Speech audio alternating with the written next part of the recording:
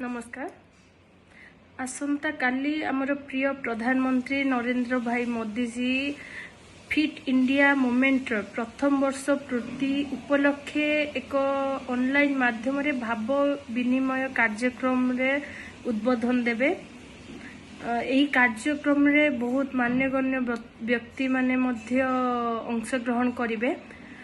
Fit को नहीं सचेतनता लोक मानक मध्य सृष्टि करिबा, निजे शारीरिक सुस्थ रहिले ये समाज सुस्थ रहिबो, आमे समस्ते निरोग रहिबा, एई कथा को नेकी गोटे जन सचेतनता सृष्टि करिया पई ए अभियान आपण समस्ते जानिचंती। विश्व जो महामारी कोविड-19 समय रे गति करुची, एई महामारी रे आम समस्त को सुस्थ रहिबा दरकार।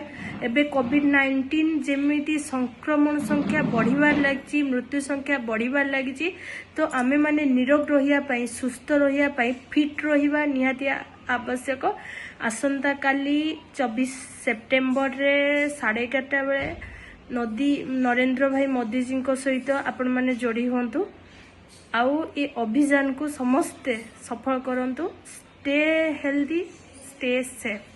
Thank you.